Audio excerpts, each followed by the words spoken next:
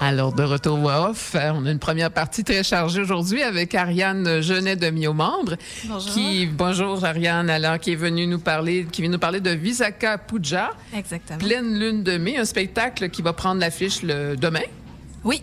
Non, mercredi. d'après-demain. Mercredi le 21 jusqu'au 25 mars au Monument National. Visakha Puja qui a la particularité de traiter d'un sujet, ma foi, très actuel, mais très ancien, celui de faire des enfants et d'être parent, mais Exactement. à l'heure des bébés éprouvettes.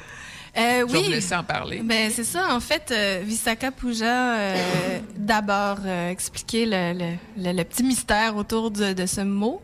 C'est un mot en thaï qui veut dire pleine lune de mai. Et pleine lune de mai, ou Visakha Puja, c'est une fête traditionnelle bouddhiste. Mm-hmm. Donc, pourquoi est-ce qu'on s'est attaché dans cette pièce qui voulait parler de parentalité à parler aussi de la Thaïlande? C'est qu'il y a une histoire d'adoption dans cette pièce-là.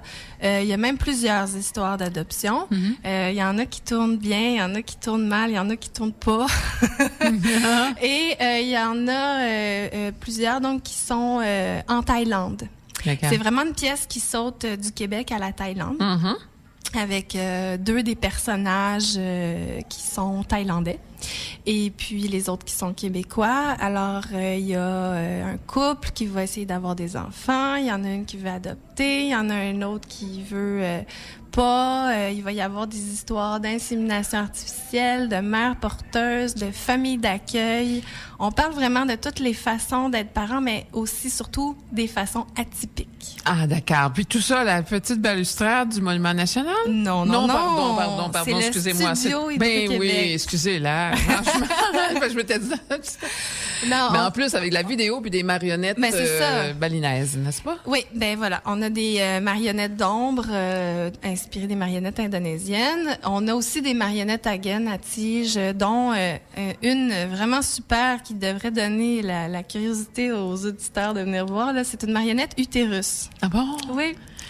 Donc, on a toutes sortes de choses bien spéciales, en fait, pour que les personnages aient un peu leur alter ego, puis ils sont un peu en dialogue avec eux-mêmes, parfois, parce que, comme vous venez juste de dire, on est à l'heure du in vitro, on est aussi à l'heure de l'émancipation de la femme, où c'est quasiment, il y a un retour d'ascenseur. Maintenant, il y a de plus en plus de femmes jeunes qui veulent faire des enfants, sauf qu'il y a pas longtemps, depuis la génération des baby boomers. Oui. C'est vraiment pas in d'avoir des enfants jeunes, surtout notre génération après eux autres. Et donc, les femmes attendent, puis elles sont rendues à 35-40 ans, puis là, on leur annonce qu'ils ont vraiment plus beaucoup de temps de fertilité devant elles.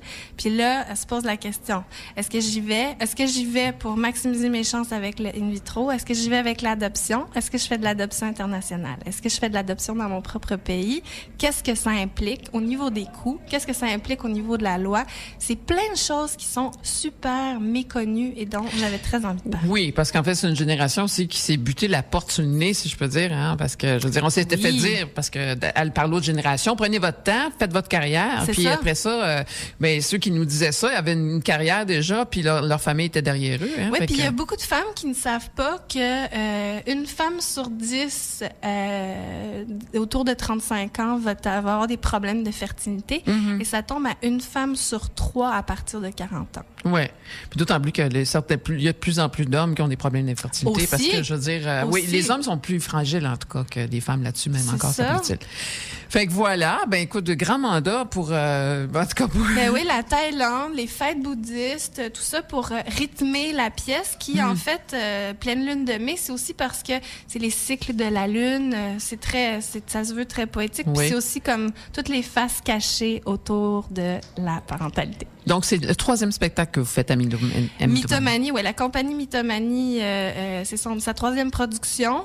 Et puis, là, c'est ça, on va présenter 5 jours du 21 au 25 mars, toujours à 20h30 au Studio Hydro-Québec du Monument National. Et c'est une mise en scène de Marilyn Brault. Merci beaucoup, Ariane Genet de Miomandre. Merci de nous avoir invités. Merci. Bye bye. CIBL 101.5, Animé Montréal.